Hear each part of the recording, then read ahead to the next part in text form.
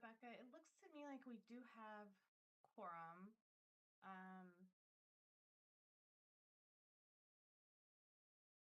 let me just check one thing quickly.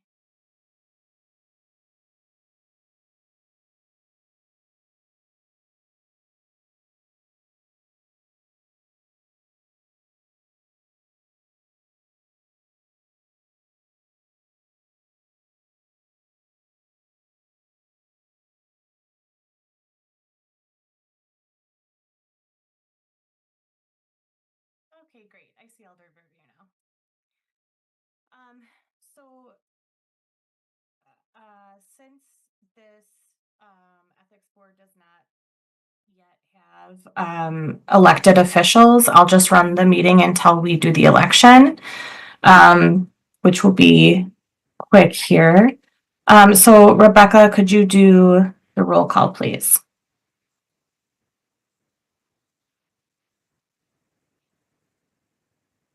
Oh, and since most of us are new to this, you can mute and unmute yourself if you're a panelist. So if you're one of the board members, you can do that. Alder Harrington McKinney, if you want, you can turn your video off until it's your agenda item if you want to. And then, yeah, so when Rebecca calls your name, you can just unmute yourself and say that you're here or present. Go ahead, Rebecca. All right. Alder Michael Verveer. Here. Alder Michael Verveer is present. Eileen Harrington. Here. Eileen Harrington is present.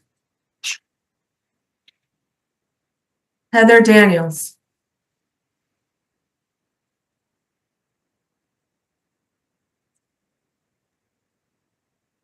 Here. Heather Daniels is present.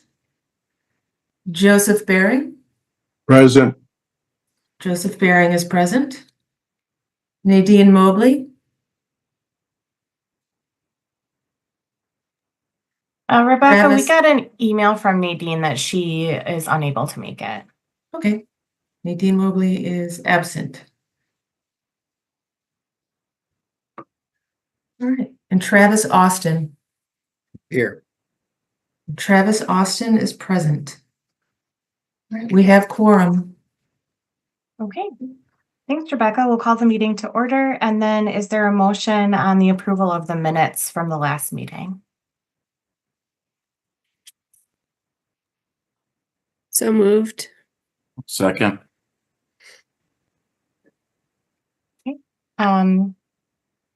Let's see, the right phrasing, I guess, would be if anyone is opposed, they could raise their hand.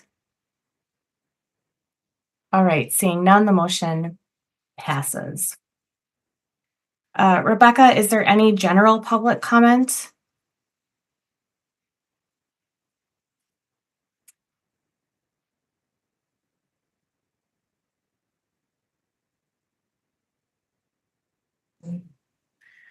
Sorry about that. There aren't any registrants for public comment, for general Right. public comments. Okay. Are there any disclosures or recusals that members of the body need to make? All right, seeing none, move on to introduction of board members and staff. So thank you all for agreeing to serve on this board or continuing to serve on this board. Because a lot of us are new or new to each other, I thought it would make sense for us to introduce ourselves and say a sentence or two about ourselves so that we can kind of know each other a little bit better. In doing that, if you want to and feel comfortable, you can share your pronouns. You can share how you prefer to be addressed. So for example, my name is Amber McReynolds. I am an assistant city attorney in the city attorney's office. I've worked in the city attorney's office for over 10 years, and my pronouns are she, her, hers. You can call me Amber or Attorney McReynolds. All right, and then because Rebecca is the staff person that works with us, Rebecca, could you introduce yourself next, please?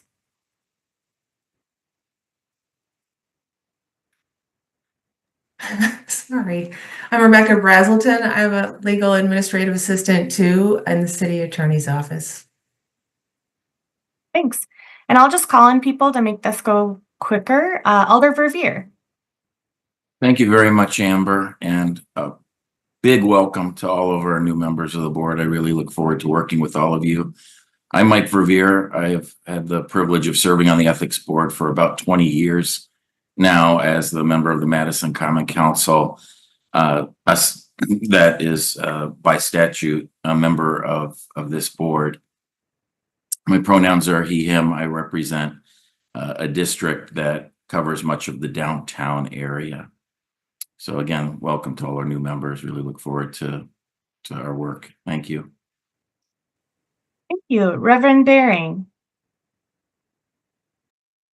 Good evening, everyone. My name is Joseph Bering. I'm a retired AME pastor. I think this is about my 4th year on the board. I enjoy serving on the board, and instead of calling me Reverend all the time, you can just say Joe. Thank you. Thank you. All right. Let's go with Heather Daniels. Hi, good evening, everyone. I'm Heather Daniels. I've been a city resident since 1996 and work at the University of Wisconsin-Madison, where I serve as the secretary of the faculty. Thank you. Eileen Harrington. Hi, I'm a Madison native, although I left for a long time. I'm a retired federal official. I'm an attorney. Returned to Madison in 2012. I've been doing some teaching at the University of Wisconsin. I've served on a city task force, and I live out on the north side.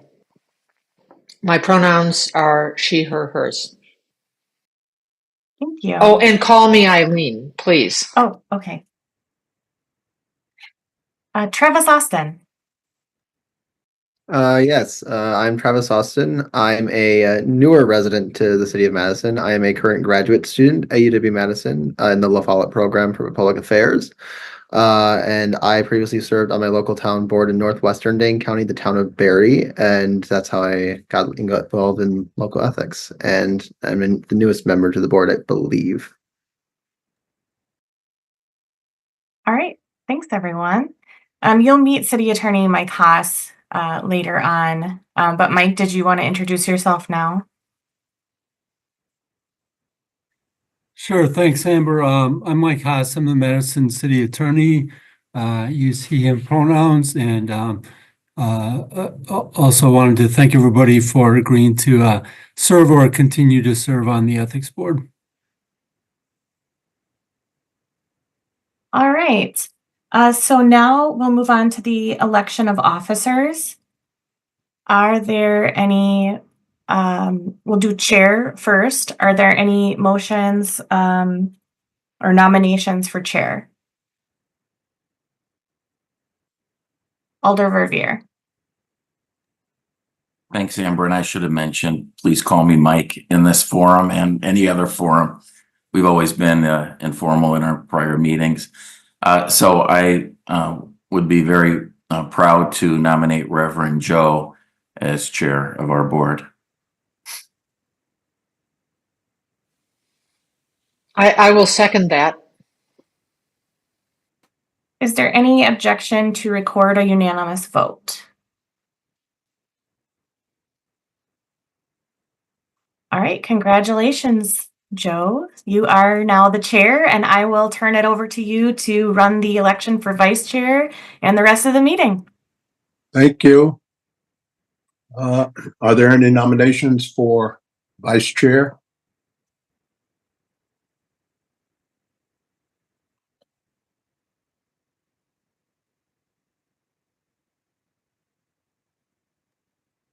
Oh, so Joe, you can, do you see Alder Verveer's hand on Zoom? I'm trying to see where his hand went. So if you call on people, they can unmute themselves to talk. Yeah, I was trying to see. I can't move. It's It's a little yellow Zoom hand, raised hand. Yeah, I see the hand, but for whatever reason, my camera's not moving through the people. I can't see above your head, Mike. Uh-oh. Or you know what I look like. Would you like me to go ahead with my nomination, or should I stand by? You can go ahead. Okay, very good. You move. Now I Probably because I lowered my hand, I moved on you. Sorry about that. I nominate Eileen for vice chair of our board. I'll second that. been moved and seconded that Eileen would serve as the vice chair. Call for a vote. All those in favor signify by saying aye. Aye. Aye. Aye. Aye. Those that oppose? Those that abstain?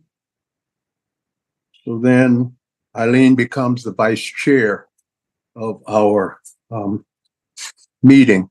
Now, I have to look back at the agenda because I can't see both on my phone, and I pulled up one piece on the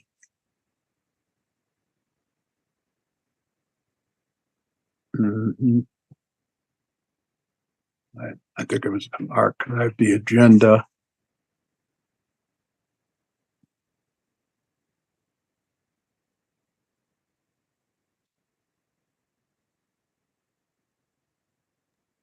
And so,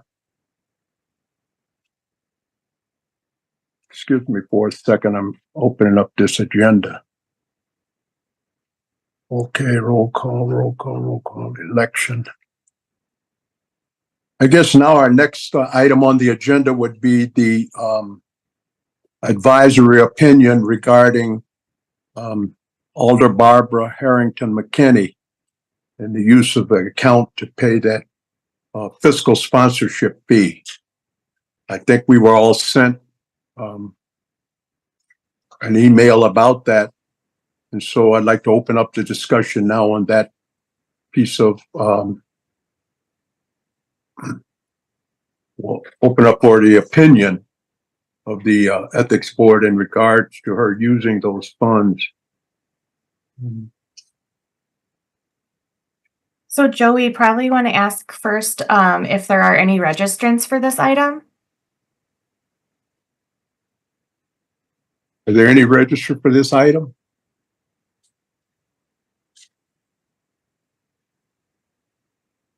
John Stamos.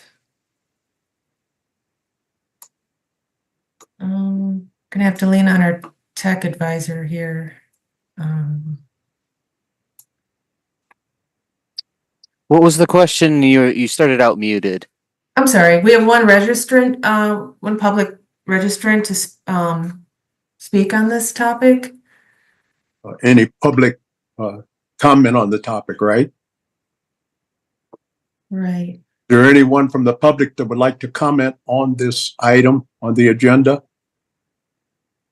Oh, there is. The registrant's name is John Stamos. Just give me one moment to see. That person is not registered to speak. Oh, I see. All right, never mind. No registrants. Apologies. I believe that only those that register to speak have the privilege of speaking. Mhm. Well, in this case, I suppose we could have had Alder Barbara Harrington McKinney register, but instead she was sent a panelist link, so she is here on the Zoom, and she can speak. And then also City Attorney Mike Haas is here as well. Yeah. I think it would be appropriate to let each of them speak and then be available to answer any questions that the board might have for them.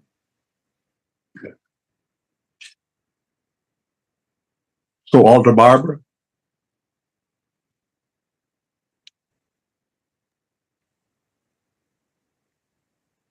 right. I'm not really sure of the format, but I'm just going to start in and then I'll conclude and the panel can ask me whatever questions they need to ask me.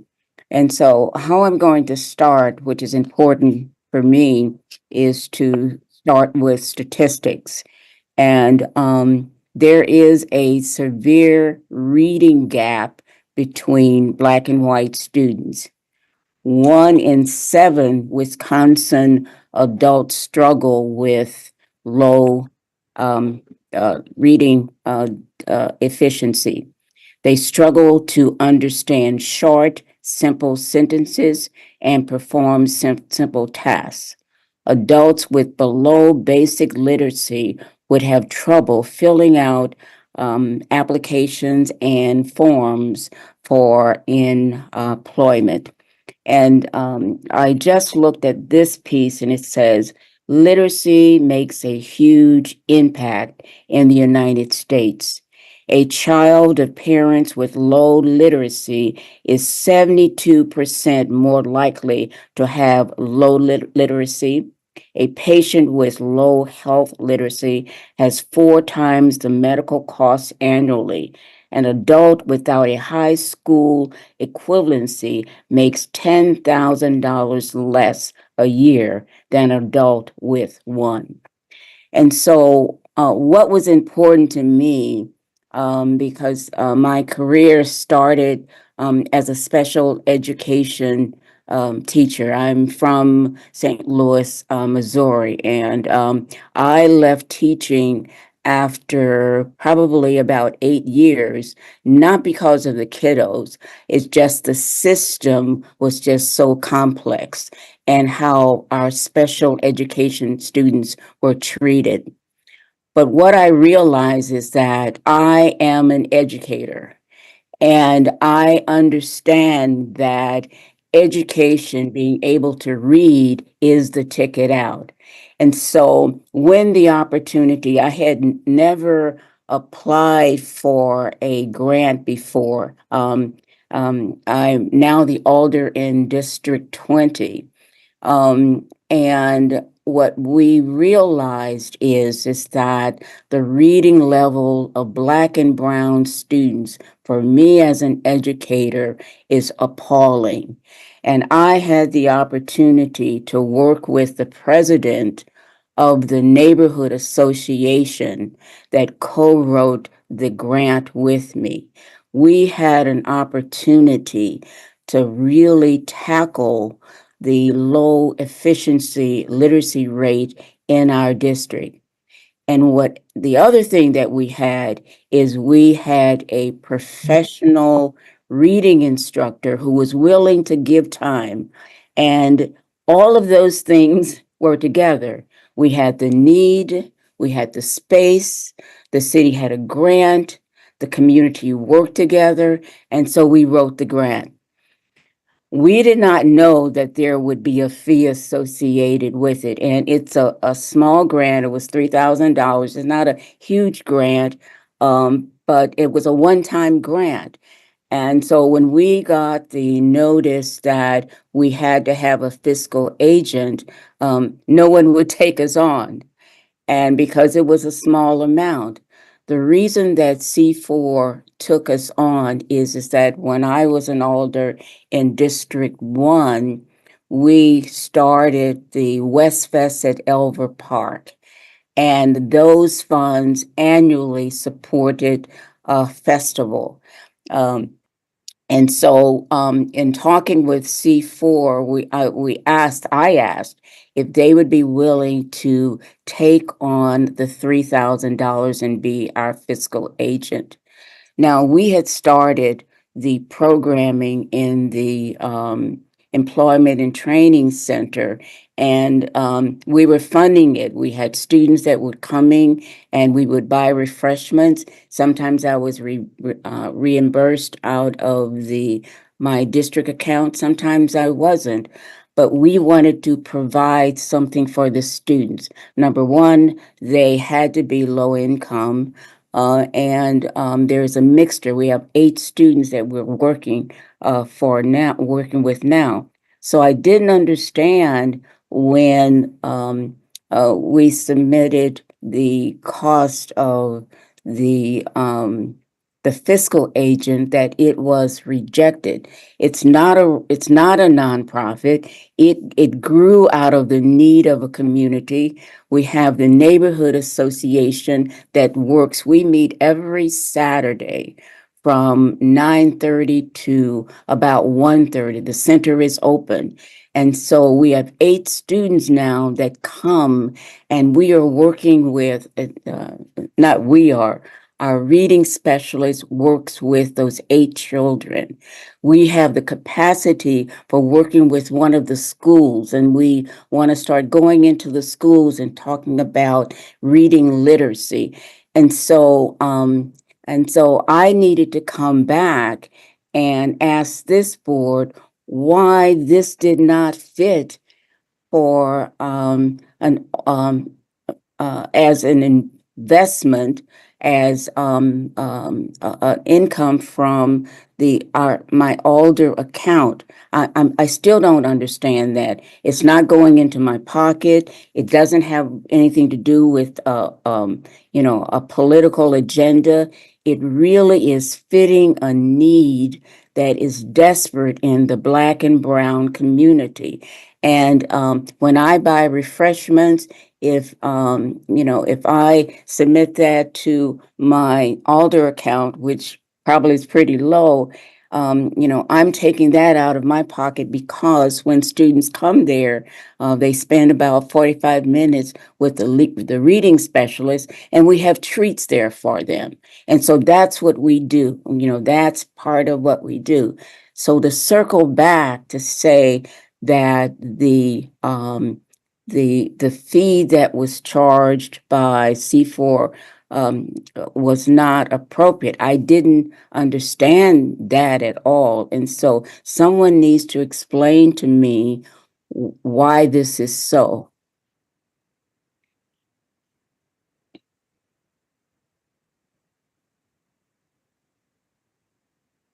Okay, I think Attorney Haas is on. You could- Yes, thank you, Chair. And thank you for the time. I apologize for sending out the memo so late in the day. If anybody has any questions about the memo, I'm happy to address them. I also wanted to note that Linda Horvath is on the call as well. She is with the planning division that administers this grant, and she can answer any questions if the board has them about the grant or the grant application process, or those details. So I think our opinion in this matter is no reflection on the merits of the program or the importance of reading or literacy, or whether this particular program is good or bad. It's strictly about the ethics code and what's required under the ethics code. And the ethics code essentially, you can get to the specific language, but it essentially says you cannot use public funds for a private purpose, and it doesn't have to necessarily financially benefit the Alder. The ordinance we're talking about here is quoted in my memo, section 3.35, 5B1. And to paraphrase it, it says, no incumbent, which is a city official, shall permit the use of city property for the personal convenience or profit, for their personal convenience or profit, or for that of another, except when the same are available to the public generally, or when otherwise authorized by the Common Council. Now, there is a process under the ordinances, under the ethics code, for the Common Council to authorize solicitations by city officials. And this goes to maybe another piece of this, which is soliciting the fiscal agent. But there's no question that this was not authorized by the Common Council. It wasn't available to the public generally, and these funds are not the alder's personal funds. These are public funds. They're taxpayer funds. And the ethics code says that they're not to be used for the profit of another. So in this case, as I pointed out in the memo, this was not a city event, although the alder has supported it and been active in it in the past. This was not a city function.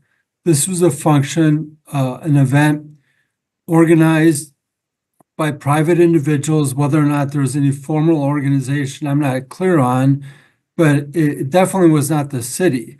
And so in all of the cases, grant applicants need to account for a fiscal agent if their organization needs one. This grant application was submitted without that cost in there. I don't know if that would have made any difference or not, but the grant application was approved based on what was in the application, which did not include the cost of a fiscal agent. So if the cost of a fiscal agent was included in the grant application and that was approved, that would have been the appropriate way to handle it. That's how all other organizations are required to handle it. So since that did not happen, that cost had to be accounted for and paid for in some manner. And I don't believe the ethics code allows any public funds outside of the grant process to be used for the profit of another entity, whether it's individuals or organization. And here we have the individuals who applied for the grant who would have benefited by receiving these public funds outside of the grant process when no other grant application or grant applicant has access to those alder funds. As I said in the memo, I feel like if this use is approved, it's not too far down the road where we're going to have alders using their funds to support applications for any other type of permit that they feel is a worthy cause, permit or grant or application. And you can think of whatever group you want to that you would not support just handing over money in an uncompetitive process. So that's why we issued the opinion that this was not permitted under the ethics code. As I mentioned, under the city council's policy and handbook, an alder has an opportunity to appeal that decision. It was ultimately our advice that led to the council's chief of staff's decision. So that decision can be appealed to the council president and, if necessary, to the Common Council Executive Committee for them to weigh in on whether this is an appropriate use of all their funds. I don't believe that Alder Harrington McKinney has taken that route. We did advise her that another option was to come to the ethics board, which has the ultimate authority really to issue opinions. Our opinion is an advisory opinion, and the ethics board is free to follow it or not follow it. So that's, I guess, the question we're here to answer this evening. So I'll stop there. I'm happy to answer any questions. As I said, Linda's available as well if there's any questions for her about the grant process.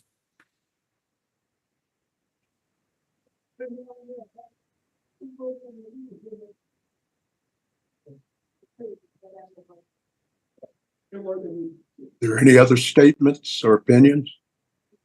Could I have my hand up, but I really would like to yield to Linda if there's any questions related to the process.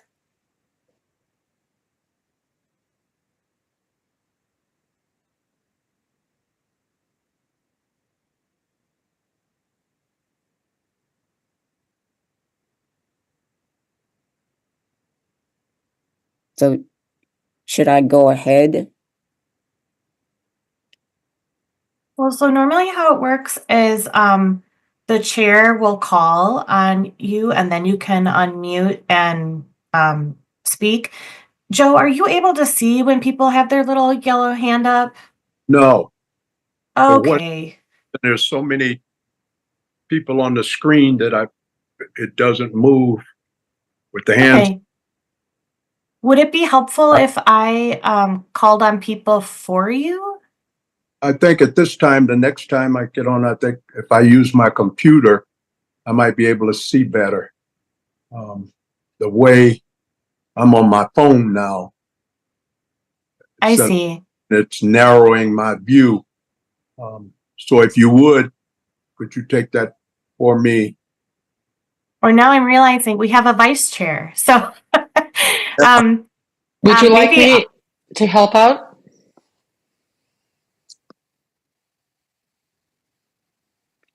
Joe, it's Eileen. Yes, Would you like me to help out here? yes. You can- Okay. If you would, when you see a hand up, just let me know there's a hand up. Okay. Mike has his hand up, and then I had my hand up. Okay, then why don't you follow Mike, Eileen? Well, thank you, Joe and Eileen. I actually don't have if we're in questions of Barbara or Mike or Linda, I don't have questions of any of those individuals. However, I did also want to recognize that the Common Council Office Chief of Staff is with us. And I think it might be helpful at the appropriate time just to give the board a little more background on these funds and the Common Council handbook and the policy that's contained therein as well. It was certainly referenced in the city attorney's memo to us of today, but I think a little more information might be of use. I certainly am familiar with it. This isn't for my benefit, but I thought perhaps the board might benefit from that explanation. So thank you, Karen, for being with us. And I see you turned on the camera. Joe, would it be appropriate for Karen to briefly explain these funds? Yes. to the Yes. board? Okay, thank you. Thanks, Karen. Hi, my name is Karen Kapusta Pofall, she, they pronouns, Common Council Chief of Staff. I think for these purposes, I'll give the short version, which is that each of the alders has access to a certain amount of money to be used in the course of their alder duties. And there are a number of things that they can use their funds for. Goes into detail. And one of the things that folks have done is when they're having an alder event, whether that's a community engagement event that they've put on, whether that's a meet and greet, and so on. So like an official alder event where they're there in their alder capacity, folks have requested reimbursement for snacks. So the reimbursement that's referenced in Alder Harrington McKinney's statement was, I believe, a $58 reimbursement for snacks that she made a note that's a District 20 tutoring, Saturday tutoring. So it seemed like something that she was there as an alder doing. She references in her statement that it was something that was involved in her alder office hours. So she wanted to bring snacks to have a table or an office hours or some alder, her existence as an alder at this event, and she wanted to bring snacks for it. That was my understanding of that piece of it. The fiscal agent fee, I think, becomes a little more confusing for me, less clear cut, I guess I should say, is because it was an amount of money that wasn't going to the public directly from the alder as part of the alder's official capacity as an alder. The fiscal agent fee was going to the fiscal agent who was managing a grant for a group of community members, which is what made it a little more complicated. And, checking in with, I try to check in with Attorney Haas. I'm sure he knows I have him on speed dial. And he raised the concerns that he outlined for you. And that did impact my my decision on this issue. So.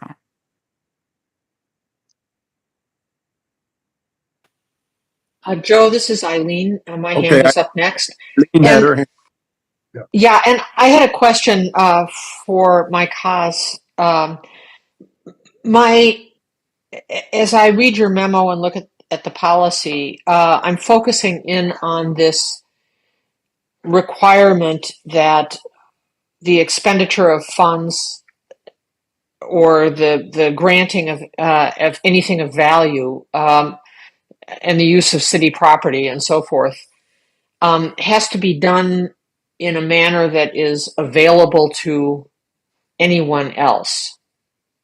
That which is hard for me to wrap my head around. I get the big principle, but how does that actually operate?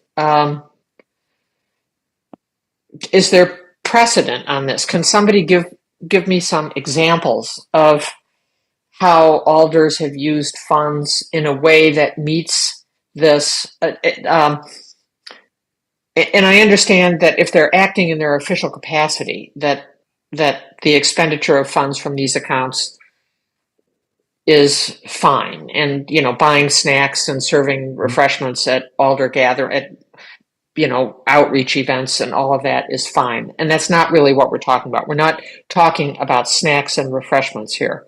What we're talking about is the fiscal agent fee. And I'm wondering if there are any comparable proposed uses that have been deemed inappropriate or not to be allowed. It's a good question. I think the example you cited about food is a perfect example. It would be available to any members of the public who showed up at an event. And alders frequently host neighborhood meetings or meetings, listening sessions and provide food.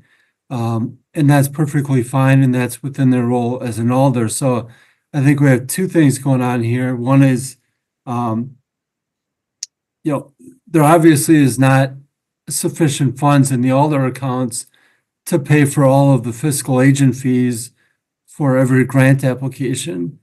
And secondly, I don't believe this was an action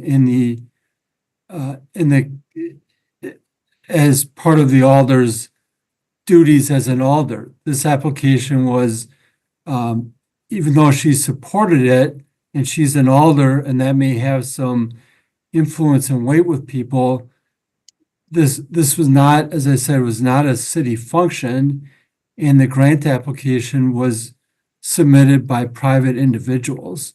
So those individuals would have otherwise needed to obviously pay for that fee. I don't know if Karen has other examples of uses that would have been available to the public.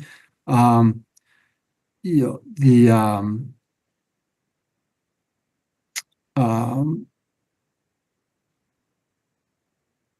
guess off the top of my head, I guess food seems to be the most common thing that alders like to provide that's available to everybody. I've had my hand up and I've not been recognized. Yours was up after Mike and me, but I was going to tell Joe that Alder Harrington McKinney has her hand up, and then Travis has his hand up. Well, I had my hand up before any hands were up. And who is that? That's Alder Harrington McKinney has her hand up, and then Travis has his hand up next. Alder McKinney. Okay. Let me correct some information. Is that Barbara McKinney wrote the grant along with the president of the neighborhood association.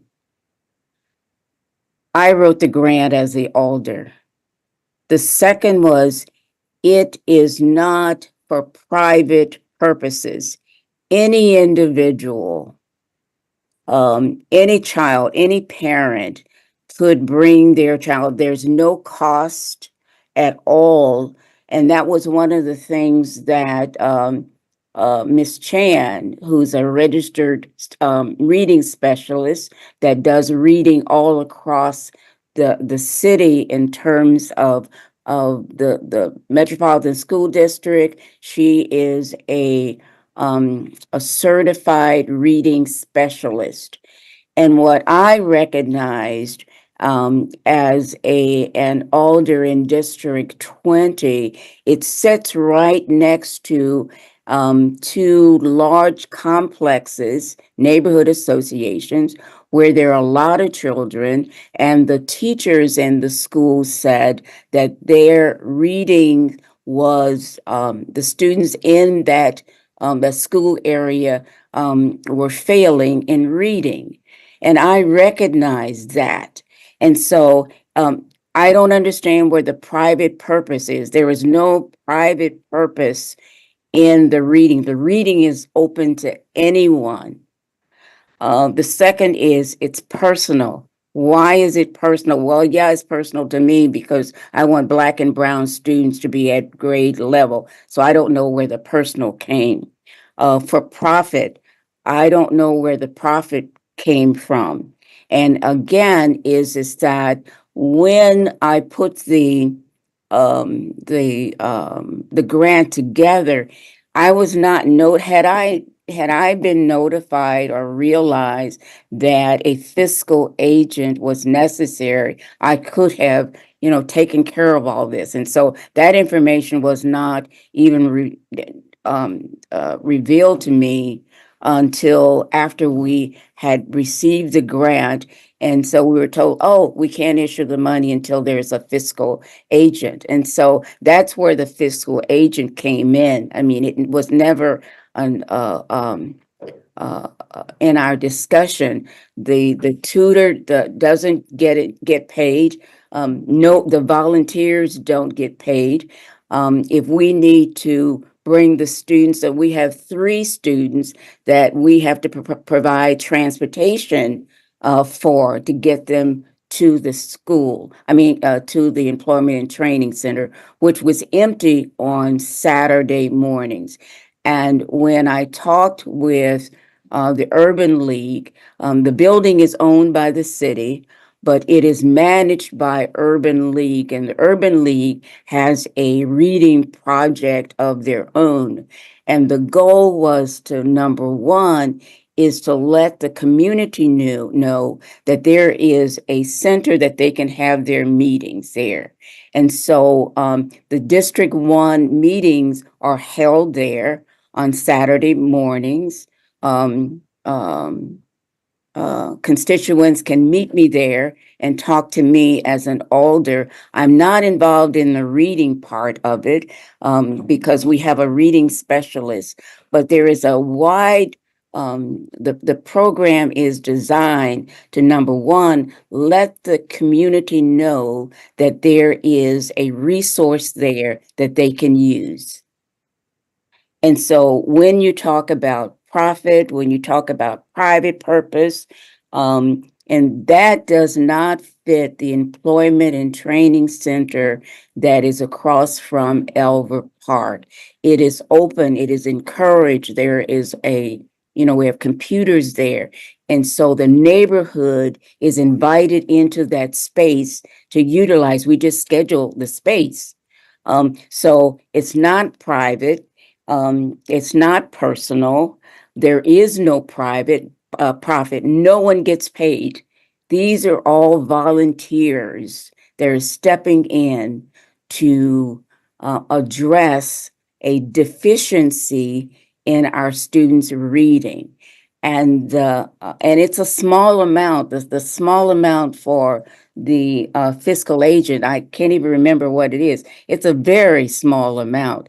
And as I said, when I put the grant together specifically for that neighborhood, I was not aware that a fiscal agent fee or whatever was involved, or I could have tackled that in advance. And so I just wanted to make sure that I brought this, that information out. Travis? Yeah, I had some follow-up questions for Attorney Haas. So I just had a question when it comes, and also maybe there's Karen with the Chief of Staff. How do event facilities rentals like operate underneath the Alder Fund? So say if Alder was renting out a facility and they had an event manager for whatever this event was that was being paid for an event that they were hosting, like those type of like situations, how do those, operate under this?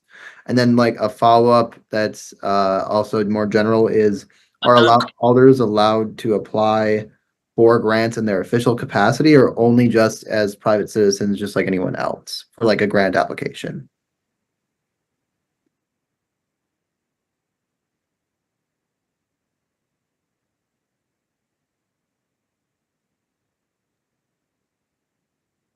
Attorney Haas? I'm sorry, I thought that was directed towards Karen. My understanding, and Linda knows more about this particular grant, but I don't believe that this grant was applied for by Alder Harrington McKinney as an alder. In other words, not on alder letterhead. And I'm not even clear that her name was on the grant application. She may have wrote it or co-wrote it, but my understanding was that her name was not on the grant application. And I'm sorry, I forgot your first question. Oh, about the rental. Yeah, rental of rooms is specifically permitted use of the Alder funds under the policy. That's one of the things specifically mentioned. I think that the fact that the applicants may not have known what their costs were and did not include all of them, I don't think that justifies a violation of the ethics code. They're responsible for putting together their grant application and what they believe they need. I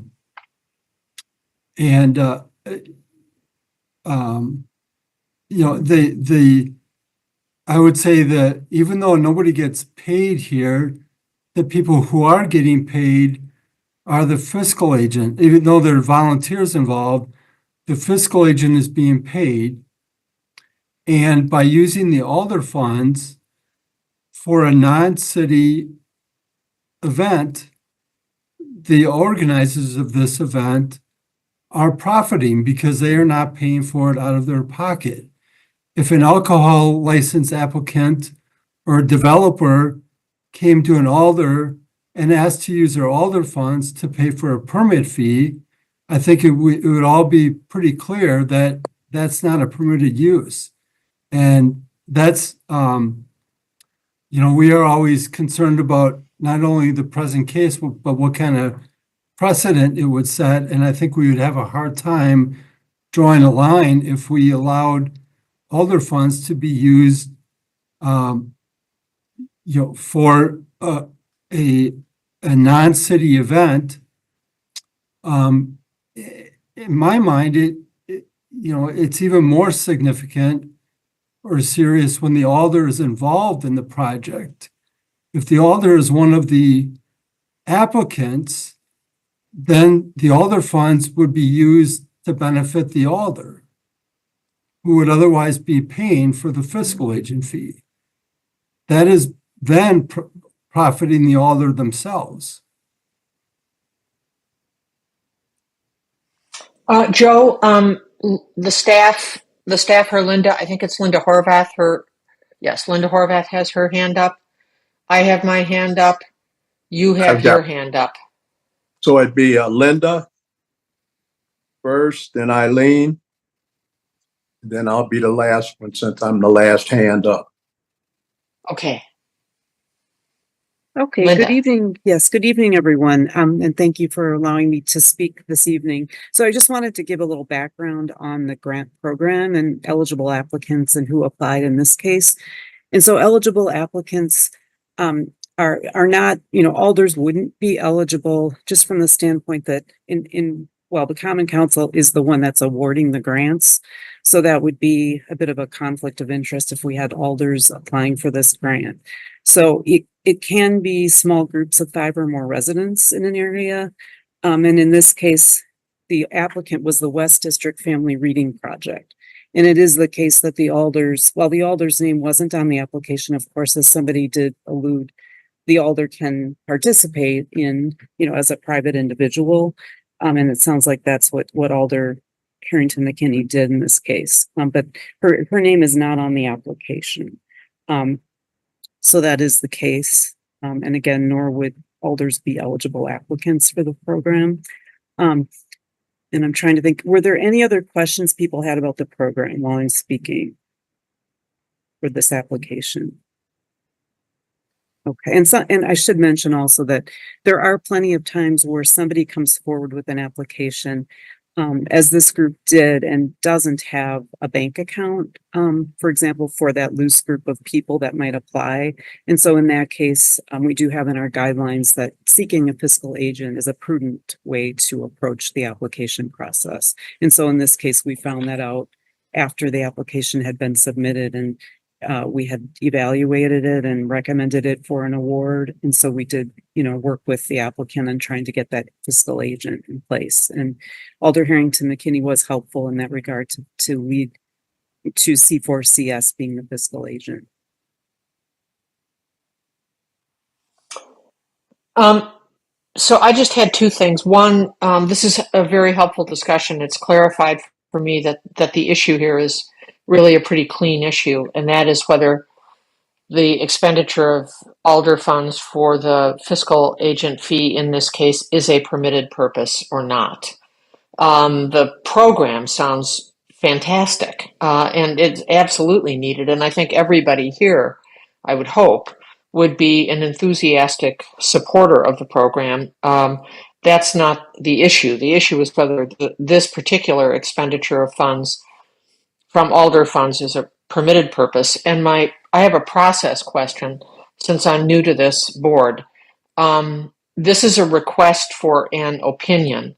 And so I'm wondering whether what we're doing here is gathering information, asking our questions, listening to the discussion, and whether we meet again to talk about how to respond to this request for an opinion. Or do we make a decision in this meeting as to what our opinion is? How does this board work? That's my question. That's all that I've got, Joe, and you're next. But maybe Amber or someone can answer my process question. Sure. Well, it's at the board's discretion. So for this type of request, you could do it either way. First, you would decide whether you have subject matter jurisdiction to hear this. And if you believe that you do, you can, hear the request, which you're doing now, and make a decision on the same night.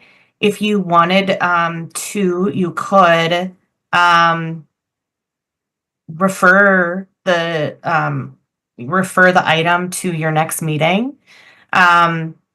If you wanted to make a decision at the next meeting. So I think either way would be appropriate. And Mike has his hand up and is probably going to add to that. I'm next. Real quick. Okay, sorry, Chair. What Eileen mentioned first place, because we've gathered together to make an opinion on something that took place. The opinion's not about the grant itself. The opinion's about the funds that went to the fiscal agent. And so we're looking at, was it right or wrong? Was it appropriate or not for the fund to go to this fiscal agent from the alder's fund? That's what I think we're discussing. So I heard it mentioned that there's also a playbook for alders on how to go about certain issues in certain businesses that they conduct and about funds that they use. So you already have guidelines in place for what to do, appeal process. And she said, and I think Alder McKinney said that they didn't realize that this money wasn't in the grant until afterwards. So then they needed to pay the fiscal agent. So they went and took money from the Alder fund to pay the fiscal agent. The issue now is, or small amount of money to pay whatever it was, but the issue is, could you originally take anything from the Alder fund and supply anything else without going through the process? I think that's what that stands at right now. Is the issue of the funds that were moved from one place to another place, and was it in line with the legal process under the ethics code? And so that's what I was putting forth. I think somebody else has their hand up. I think Yeah, there's several hands up, but I think that actually that Karen has a response to that, and then Alder Harrington McKinney's hand is up. Mike Haas, your hand is still up, and Amber's hand is up. So Joe, I think you go Karen to respond to what you Karen is responding to you, and then to Alder Harrington McKinney. Hi, yes, I'd like to make it clear that no Alder funds were used for this fiscal agent fee. It was a request that was evaluated by me, and then I sought Attorney Haas's guidance. No Alder funds were used in the end. Been moved yet. It was just it wasn't used, right?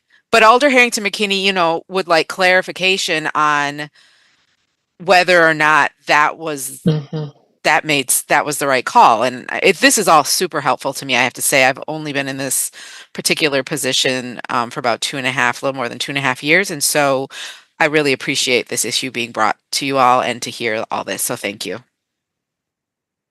okay. Alder Harrington McKinney.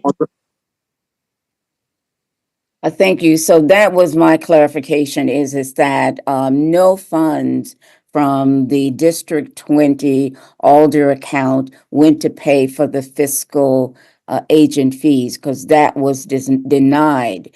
And so we had someone from one of the volunteers, volunteered to pay. Initially, the volunteer said, "Oh, I can pay that." And I go, "Well, it could come out of the Alder fund because it's an expense." And so no funds ever came from the Alder account for the fiscal agent fee. But the reason that I asked for this to come before this body is that it is absolutely in alignment of what Alder should do, is to support projects that's generated from their constituents of their districts. And so it came from the president of the neighborhood association. The president of the neighborhood association is connected. And so this was a way of building a community. And so that's why I asked for the opinion, because it was in line. I get no credit for it. I mean, so I'm and it is about not even about the Saturday reading project, because it is absolutely necessary. That's not what we're talking about. It is looking at the Alder Fund, and the Alder Fund is used to support programs that happen within their district. And so the Saturday Reading Project is not a Barbara McKinney project. It is a project that is within the community, the District 20 that I represent and support. It is a community-driven activity. It's not, and so that's the reason that I asked Attorney Haas to bring it before this body, because I'm not getting a private benefit from it. It is the alder, and that's what alders do. And I thought that that is what the alder account is, to support programs that's generated out of the district that they serve. This generates and it is housed in the district that I serve, and there was a need and I was supporting that need. So that's what the challenge is that I just thought that's what the Alder account is to support the activity that was generated from my district and supported by the president of the neighborhood association. And so we're connecting with the neighborhood association, we were connecting with the school district. And so all of those pieces, and that should have been an appropriate expense, I thought. And so, if there's, and obviously it raised red flags, but I saw it as a legit. It's not. I think it was $60. I mean, it was less than $100. It wasn't a lot of money that we're talking about, but it absolutely was tied into the District 20 and elevating the community and getting the community involved in an issue that they should have gotten involved in. Joe, Mike Haas has his hand up, Yeah. and then I would like to make a motion after Mike speaks. Mike, Thank you. So I wanted to just add a little bit to what Amber said about the next steps, but I also just, in responding to what Alder Harrington McKinney just said, I think we've sort of beat it to death that nobody questions the value of this type of program.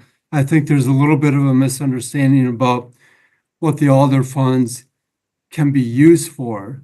They're to be used for the duties and responsibilities of an alder. If the downtown Rotary Club puts on a reading event and wants to use alder funds, that would not be an appropriate use of alder funds. That is not a city event.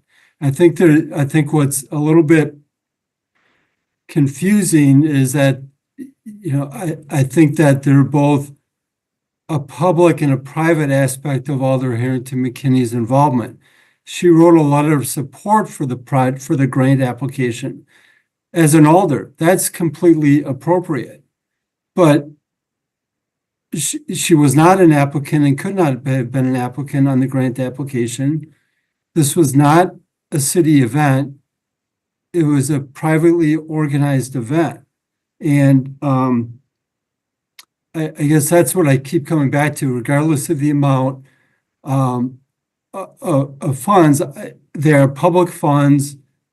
And in my opinion, it's pretty clear that they were being used for a private purpose, which ultimately caused a profit or created a profit because the grant applicants then were not required to pay for the fiscal agent fee. So I'll just close by saying, I think in the past what we've seen, and I appreciate the clarification that, this is not a complaint. Alder funds were not, there's no complaint that alder funds were used for an inappropriate purpose. And this, I think, is as much for, to advise the alder on this incident and maybe this situation going forward, but also for others to benefit from an advisory opinion. So I think in the end, what the board usually does is issue a written opinion. And I think, as Amber said, that could be done by making a decision tonight and simply directing your attorney, Amber, to write an opinion consistent with your decision. If you want to state any specific reasons, such as the reasons stated in the memo, you can. Another option is you could ask her to write a draft opinion and bring it back to the board if you want to see a final opinion that you can vote on. That's an option as well. Or as Amber said, you could refer it if board members feel like they need more time to think about it and want to vote on another night. Lee? This, I would like to make a motion. And before I say what the motion is, it helps greatly that there is no time urgency here. That no funds have been expended. And I think I really want to compliment Alder Harrington McKinney for bringing this issue to the ethics board, because I think it's an important question as to whether this type of expenditure is permitted under the ethics code. So I want to thank you, Alder Harrington McKinney, for bringing this forward. My motion is that is two parts: that we take a vote to get a sense of the board as to whether it is the board's view that this particular expense is not permitted under the city's ethics code. So I'd like us to take a sort of a straw vote, if you will, to see what the sense of the board is. And then if there is a clear sense of the board, that we ask Amber McReynolds to draft an advisory for our review and discussion at our next meeting. But I think that it would be a good thing for there to be a written advisory opinion on this question. And then the last thing in connection, this is not part of the motion, but I note that the ethics code has a provision in it that says that the city council can direct or approve of the expenditure of funds. And, you know, I would suggest that if the ethics board believes that this is not a permissible expenditure, that maybe this is something that the Common Council should be thinking about and using its authority to clarify the purposes for which Alder funds can be used. So my motion is straw vote, advise, and draft opinion for discussion at our next meeting. You heard the motion. Heather has her hand up. Oh, Heather? I just had a point of order question as to whether we can take a straw vote. It's an ethics board issue. It's within our jurisdiction to make a decision. Yeah, but So- a straw vote though is not an actual vote on the issue, and A straw know vote, take a most motion. parliamentary authorities don't allow straw votes, so I'm just checking on that. Yeah. Mike, I'm going to turn to you for this one because I've never seen this happen before. Yeah, I think the board can maybe accomplish what's being proposed by, you could have a motion to direct Attorney McReynolds to draft an opinion that concludes, you know, one way or the other. The motion could be draft an opinion consistent with our previous opinion, or draft an opinion overruling that decision, and then bring it back to the board for a final vote. I think that's essentially, you know, would accomplish what you're looking at, because then you'll find out if there's support for drafting that opinion, which you can ultimately sign off on at the next meeting. So that Then would, I'm going to revise my motion. on the floor, Eileen, that you would move that we would direct an opinion to be Yes. written, an opinion brought back to the board, and then we vote on that opinion after that. Yes, I'm going to revise my motion, and I move that we direct Amber McReynolds to draft an advisory opinion that is consistent with the opinion from the city attorney that this particular expenditure is not permitted under the Madison Code of Ethics. That's my motion. And Can then, you- of course, the letter would come back. It's a draft. It would come back for Right. vote at the next meeting. Right. You've heard the motion. Is there a second? I second. Travis, second. All those in favor signify by saying aye. Aye. Aye. Aye. Any opposed? Anyone abstain? So then we'll direct Amber to draft an opinion and then bring it back to the ethics board, and we'll vote on that opinion at our next meeting. Joe, Mike Revere has his hand up. Okay, Mike? Thanks, Eileen, for helping to navigate us. I do support the motion. However, I would have preferred that we had allowed for a little discussion before the quick vote. With that said, would it be in order for me to discuss the vote that I concur with, but I would like to make a few comments. Is that appropriate, Joe? Normally after you do that, we don't go back. I should have said, ready for a question. So that was my error. So Well, that's fine. I'll wait till our next meeting. I wasn't quick enough to interrupt you. I realize it. if we do it at the next meeting, then you can bring up those questions before we vote on that opinion. It'll come back. Yes. Would you think that'd be appropriate? Yes, that's fine. I'll yield. I know we obviously have another agenda item. We'll hold it to the next meeting. And then we'll discuss, we'll probably have discussion on that when the opinion comes back. So, Yes, that's fine. That's have it- fine. with this item on the agenda, we move to the next item on the agenda.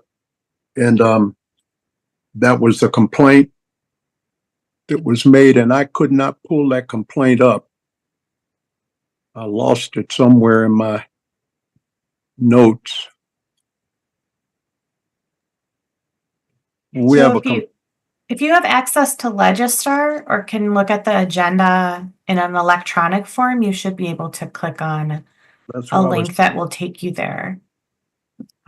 If it's helpful, I can also email it to you. could you email it Okay. real quick? Because it's not coming up for whatever reason. I lost it and I had it before me. Yeah, if you could email that. I cannot for the life of me figure out what happened. I think if I had done this the other way and had it on my computer and then looked at my phone, I could look at both at one time. But I failed to do that.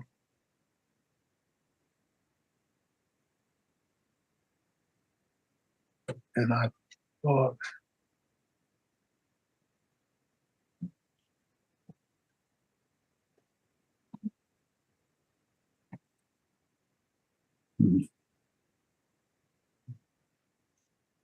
that was about the chair. But I don't know where that went.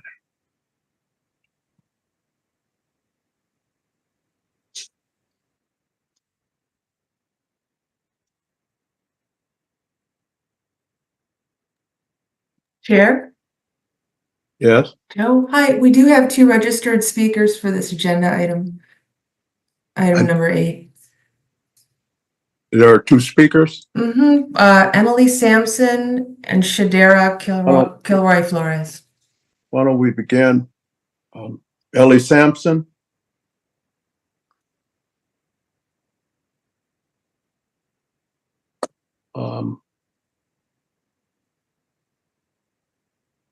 Good evening. Can you hear me?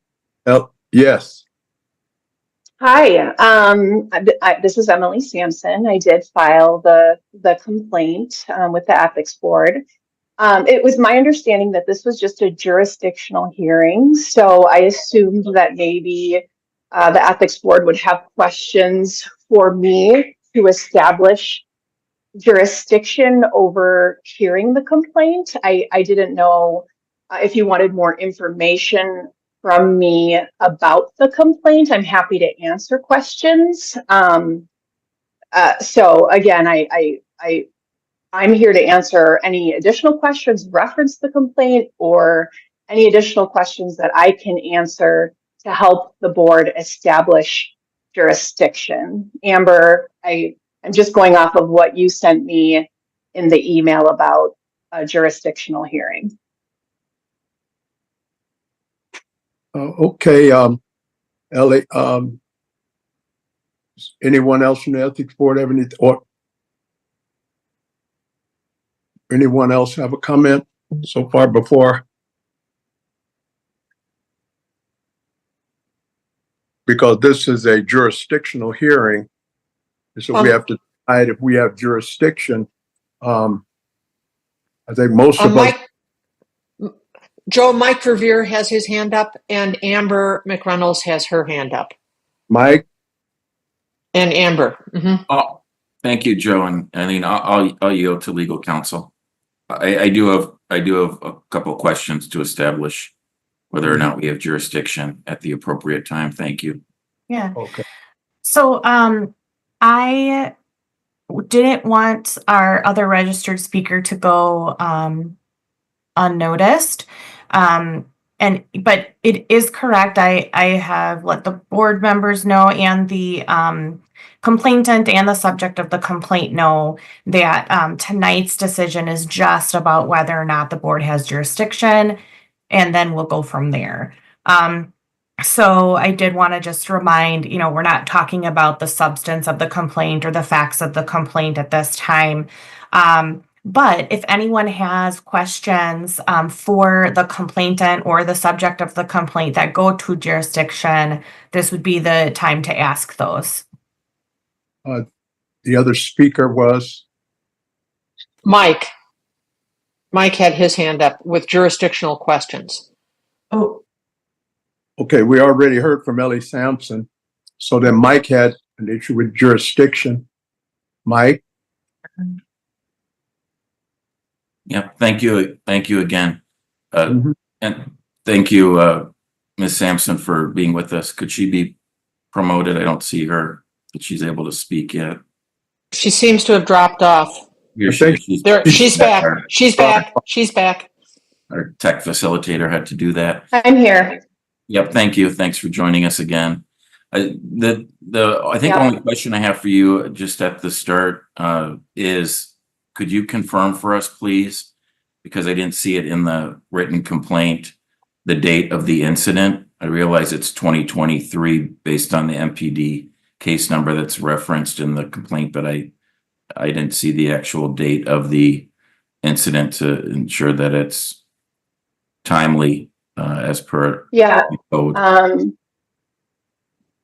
Alder Revere, I would have to look back to be certain, but I believe it was October 20th of 2023. Okay, great. Thank you for that. And to confirm, you had the application, the complaint, notarized complaint states that it was signed by you on July 26th of this year, correct? That's correct. Thank you. That would be in compliance with our time limits. Thank you. That's my only question for now of the complainant. Thank you.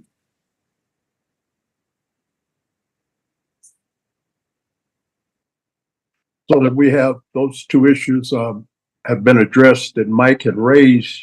I think the other thing for us tonight is to determine whether we have jurisdiction over the. Sorry, Joe, you're Travis? right. Travis? Yeah, I did want to make sure that the subject of the complaint is allowed into the Zoom room in case she has any thing to refute the jurisdiction, or tell the board about her thoughts on jurisdiction. And I don't know if the tech facilitator needs I know that she is registered to speak, so I'm not sure why we're not seeing her in the Zoom. Because no one is called on her to speak. So yeah, once we call on that person, then I can allow them to.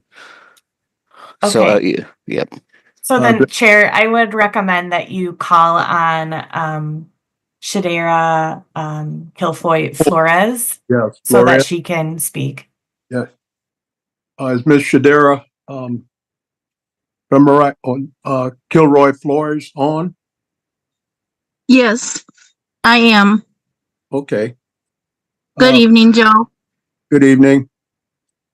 I'm also here to answer questions. I do have a couple things to share. Again, this is Shadera Kilfoy Flores, and I'm no longer the chair of Madison's Police Civilian Oversight Board. As of yesterday, September 30th was the end of my term. So that may be a point of interest to you. It's really a point of interest to me why at this, this is being taken up at this point. This is something that ought to have been taken up, I feel, a while earlier if it was going to actually impact the Civilian Oversight Board or my being a part of the Civilian Oversight Board. And that is all I have to say, because this is so reminiscent of our first night, my first night on the board, having to choose leadership. I served 4 years, so I want to thank you all for your time. And I really do question, the jurisdiction and really the point of it at this point. So thank you all. Okay, thank you. I did also want to share that 2 weeks prior to this particular incident, I was the victim of a drive-by shooting that is still being investigated. Since I've been on the board, I have received threats. I have experienced multiple lawsuits, so being deposed for lawsuits, and really no good deed goes unpunished, folks. So I do want to thank you for this good deed. I'm sorry that you're having to be tasked with this evening. So thank you again. Okay, thank you. Now, have we all read the complaint? Has everyone read that complaint? Yes, I have. I'm looking for heads to nod. Joe, I can see everybody's heads. Would the board members indicate by nodding your heads whether you've read the complaint? Okay. Having read the complaint, then the only other decision is once we've looked at that complaint and we've read it, then we need to determine on whether we have jurisdiction or not over this issue. I think Mike already asked the question on the timeline.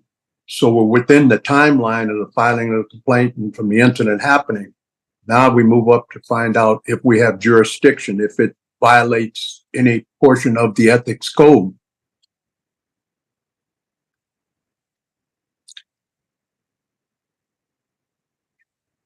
Any comments, anyone? Joe, Amber has her hand up, and then Mike Revere has his hand up, and then I have my hand up. Okay, we'll go with Amber, then Mike, and then Eileen. Thank you, Chair. I just wanted to clarify that you don't need to decide whether or not there was a violation of the ethics code. You would, if that's the part of jurisdiction you would be looking at, you would be deciding if there was an alleged violation of the ethics code. So as an example, you can see in the complaint, they are alleging a specific violation of the ethics code. If someone just turned in something to you and said, this alder lied about this or that, that would not be a specific alleged violation of the ethics code. So that's one of the things that you can be considering when you look at jurisdiction. Yeah. Well, that was the issue I'd raised. We read the complaint and we see what was filed. So the issue is whether we do have jurisdiction or not. And so in the ethics code, looking at jurisdiction, from the ethics code 3.35, the ethics code, it would seem to me that from what was stated in the complaint and how the complaint went, that we do have jurisdiction. turn that over to somebody else if they differ, but I believe we do have jurisdiction. Myself, I believe that. Now, for the rest of the board, you know, each one of you have a say-so of whether we have jurisdiction, and we'll look back at the code and then determine whether we do or do not have jurisdiction in this case. Mike Verveer has his hand up now, Joe. Mike? Yeah, thank you again. I did have a question for the respondent, please, if the tech facilitator could promote her again. And assuming it's in order, Joe. You have a question for the Yep. young lady who filed a complaint? No, the respondent of Ms. Kilfoy Flores. So thank you. Yeah. That's Emily Sampson? No, Ms. Kilfoy Flores is who I have a question for. Yeah, that's who I thought you meant. Yes, yes. If she's still on. I'm still on. I was Yes. never muted. Sorry. Yes, thank you. And thank you for being with us tonight.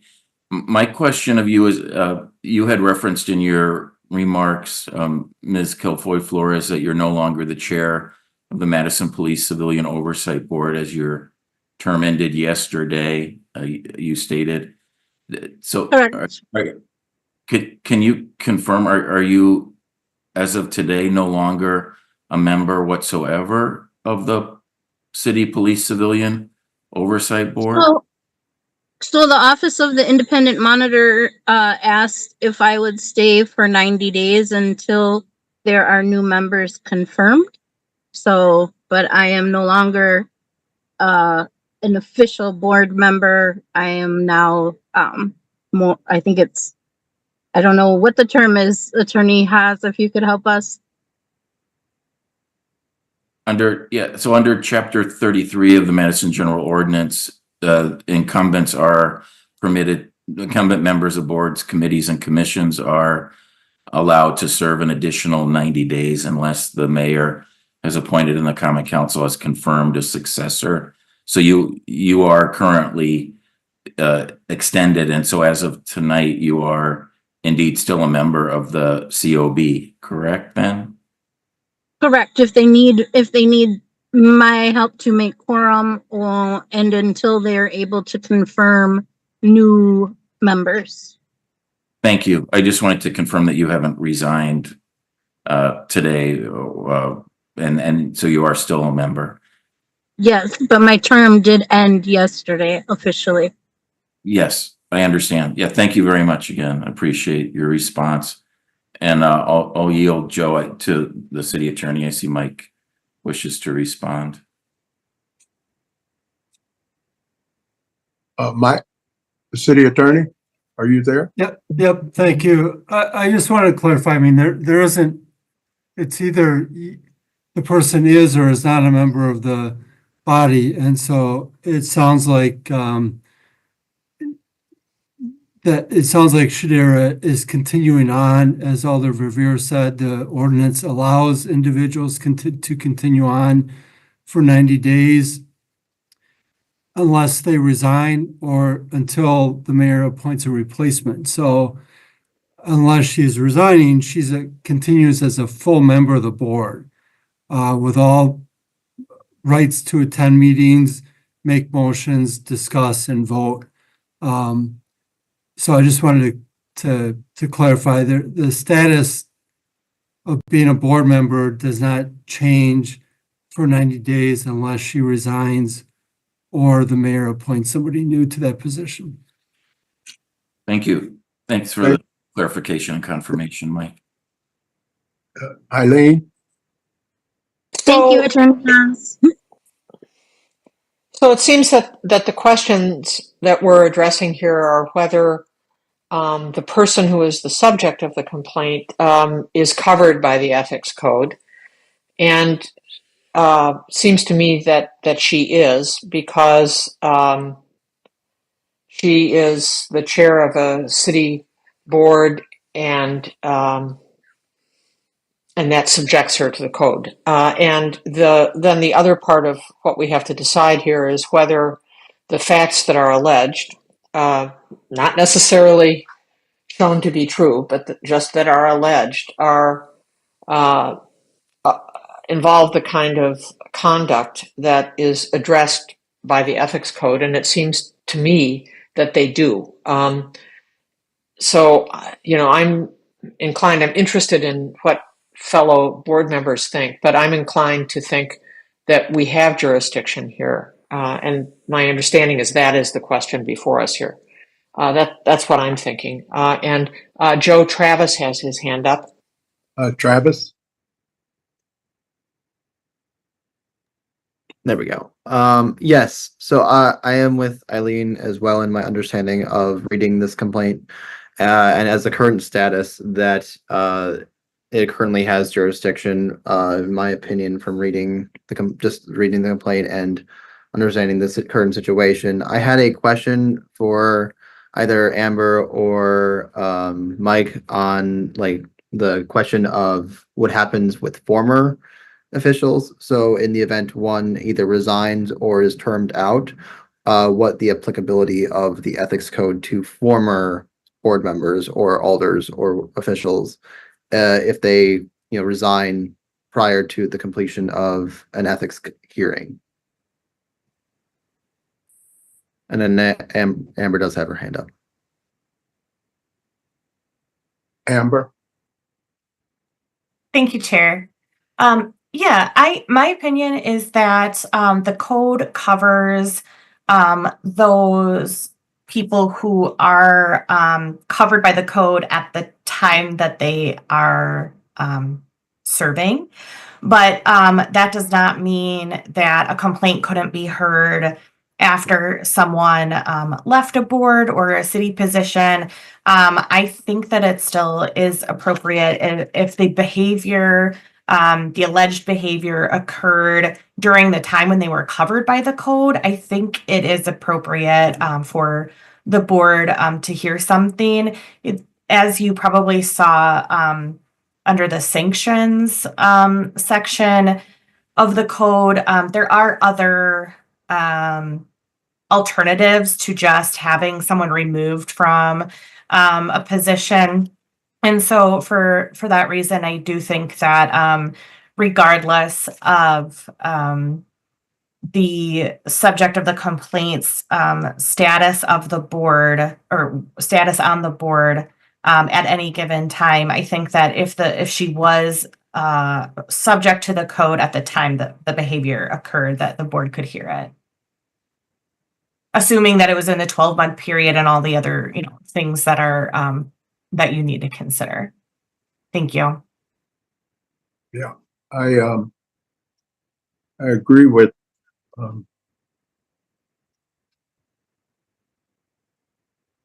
that looking at the code itself, 3.35, and if we look at paragraph 5A, using your office or position. So it's alleged that that's what happened in that complaint. So seeing that was what was alleged in that complaint, using your position, it would seem that we have jurisdiction simply because it's a violation or alleged violation of the code.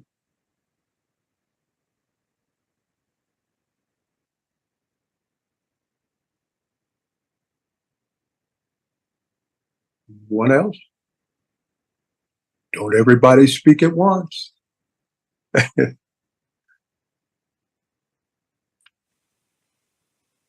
So I think would it be appropriate for a motion? Travis has his hand up. That's what I was going to ask. So since Yes.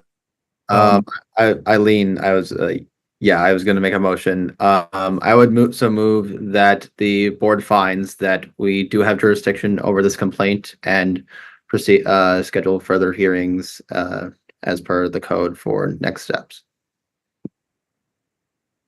You've heard Travis's motion. Is there a second? I'll second. Eileen, second. Ready for the question? Is there any question? Seeing none. All those in favor signify by saying aye. I think people need to unmute to say aye. Aye. Aye. Aye. So those that oppose, those that abstain, so none. Seeing it, then the motion carries. We'll move this forward to our next meeting for discussion then. And hopefully by our next meeting, I'll have a bigger screen and I can see all of your hands.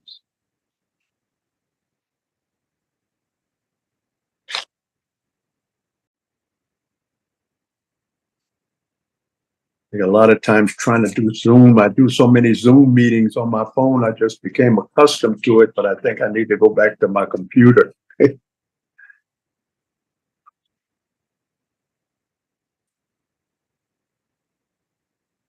So I think after that,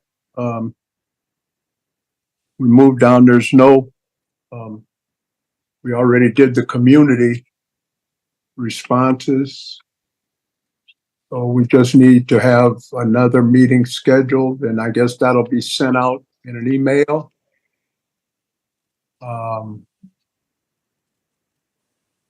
Yeah. Amber has her hand up, Joe. Yeah, Amber. Thank you, Chair. Our legal administrative assistant, Rebecca Brazelton, and I looked at the schedule and we looked at the calendar, and we were trying to avoid dates that already are pretty meeting heavy for alders and other city committees. Our recommendation is that this committee schedule a meeting every other month. And then if there are no complaints or, anything on the agenda, then those would be canceled. But that way you would have a standing meeting so that it's in your schedule. You can plan around it. And then we can go from there. One of the, I think, best times that we saw, and Rebecca, chime in if I'm wrong about this, but we thought the second Wednesday of the month of every, sorry, Rebecca, were we saying every other month? Yeah. Yeah. But for this situation, if you wanted to have a meeting right away in November, the second Wednesday of November is the 13th of November. And then we could go from there every other month on the second Wednesday. If that is something that would be agreeable for the board members. I'm not sure, Joe, if you want to hear a motion on that. Well, I was going to ask the question. Wednesdays are kind of dependent at 5. If we didn't go past 6:30, I could make Wednesdays. But I have other engagements on Wednesday after 6:30. So Okay. Another option. Excuse me, Mike Revere has his hand up. Oh, Mike. Yeah, thank you. And although Amber and Rebecca were very kind to try to look at my calendar of city boards, committee, and commissions, unfortunately, we didn't discuss non-city commitments, and I too, like you, Joe, do have a recurring conflict. Unfortunately, the second Wednesday of every month, starting at 5:30, I'm on the board of a nonprofit organization that meets second Wednesday of the month at 5:30. Okay. I see Mike Haas has his hand raised. Mike? Also, I believe November 13th is a council budget meeting. Alder Revere, isn't that correct? So we cannot have. Yes, that's correct. It would be contrary to Madison ordinance if we met on November 13th. Right. Never mind then. Yeah, the ordinance prohibits meetings of city committees on the evenings, at least during the time that the council is deliberating in the budget. So if there's a meeting on November 12th, 13th, or 14th, it would have to be done by 6:30. I was wondering what about Tuesdays? Tuesdays are bad for council. That's bad for count. The other alternative that Rebecca and I thought might work was the first Thursday. That'll work for me. I don't know about any Thursdays. What time on Thursdays? I'm otherwise engaged until about 5:30 on Thursdays.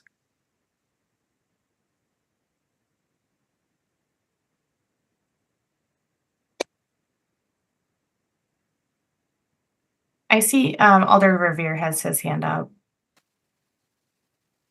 Alder Revere? Yeah, thank you. First Thursdays generally would work well for me, but I wouldn't be free until 6 o'clock. So I know Travis says 5:30. I have a neighborhood association meeting that is the first Thursday of the month that would usually adjourn always by 6. So if we could do 6 o'clock first Thursday of the month, that should 6 o'clock or 6:30 would be great for me generally. Thank you. That'd be great.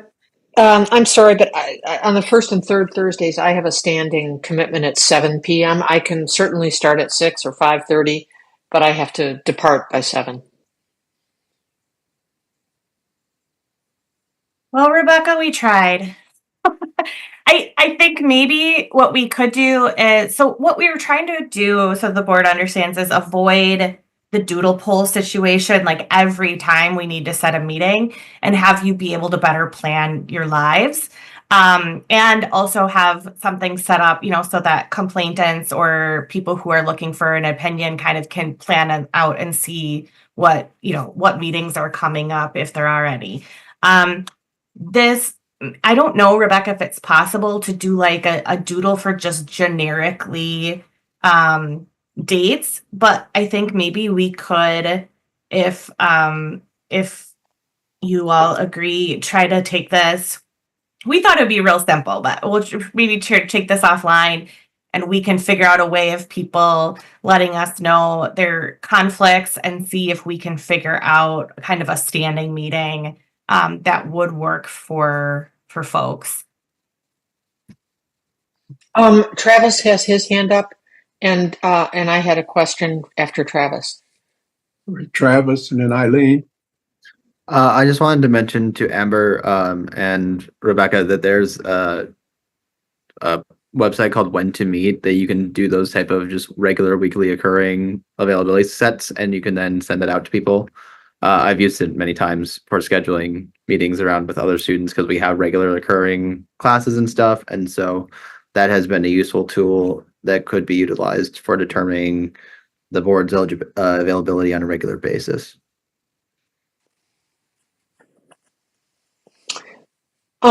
This is Eileen. I had a question about whether there is we should act with some sense of time urgency on this complaint.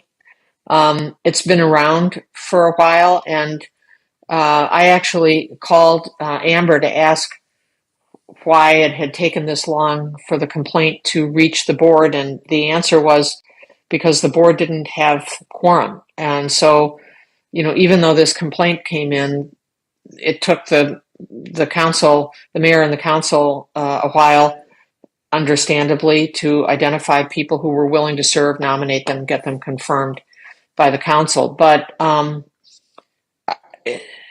just as a citizen, it seems to me that when there is a complaint brought forward like this, that the person who's the subject of the complaint has a right to have this resolved in a timely way, and so does the entity that has brought the complaint. Can we work hard to find a time when we can meet soon to move this matter forward?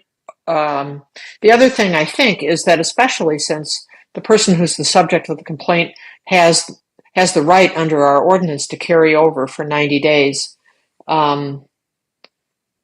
if there's a complaint alleging ethical violations by someone who's continuing to chair a city body, we should try to get that resolved, I think. Well, I think one date that came up, I think Alderman Revere said that what the November the 12th. If it was at 6 o'clock would be a good time. I don't know. I thought that's what he said. Because he said budget was starting at the 13th. Yeah, Joe, I didn't mention the date, November 12th. The city council is scheduled to deliberate on our 2025 budget on the evenings of the 12th and 13th and 14th of November. And we begin at 5:30, and Madison ordinance would prohibit any other city bodies from meeting during that time. Maybe you could move on one of those Thursdays after that November week. Right. So for Well, example, I'm sorry. It's only October 1st. Are there possible dates in October? I'll be that out would of work. whole end of October from the 22nd through the 28th. I'll be at a conference. So I can't get out of that week. But most likely any other week in October above that. Well, there's the week of the 7th, the 14th. Anything there? And maybe nobody else sees this the way that I do, and I'm really happy to stand back if there's not a concern about this matter lingering. Heather has her hand up. That October 7th through the 14th, that week is good for me. Heather has her hand up. I yield to Amber for the moment. Thank you. The only thing I wanted to mention as far as time, I couldn't find anything about how quickly something should be scheduled. We are supposed to provide, or you are supposed to provide 10 days notice unless that is waived by the complainant and the subject of the complaint. So I would, I haven't, talked to them about whether or not they would waive that. I don't know if they're still on, but we could, just to be safe, just start looking at dates after the 10 days. And then we could, for this meeting, we just do another doodle poll again, and we try to work on a future standing date so that, we don't have to do this every time. So yeah, that's the only thing to consider is the 10 days unless they waive that. Heather, did you have something? Alder Verveer has his hand up. I guess I would just add that I think expediency as far as we can do would be great. I certainly know when working with folks who are subjects of complaints that it's stressful for that to hang out there. So I think as speedy a resolution as we could have would benefit all parties. Alderman Verveer. Thank you. I would concur. I was seeking recognition to answer Eileen's earlier question about timeliness, and I agree that time should be of the essence as the subject of the complaint is still, as of tonight, I believe chair, but certainly a member of a city body. I'll also mention that Amber had mentioned to me previously some weeks ago when she notified me of the pending complaint that both the complainant and respondent were aware of our quorum difficulties and were patient. In so many words, Amber, right? There was no sense of urgency by the complainant or the respondent as the mayor's office was selecting to fill the unprecedented amount of vacancies on our board, given term limits and so forth. But so I certainly will strive to attend a meeting in the next few weeks if possible. Thank you. Any other comments? Is there a way that we can get a contact list for the board members? Yeah, we can put that together. And I'll include, you all have my information, but Rebecca can include that for you. Or I can check and see if there's a way that you have more access to see each other's information kind of through an internal system. But I'll double check and see how we can do that. If there's a certain way we have to do it, or if we can just send out an email. Thank you. That's good.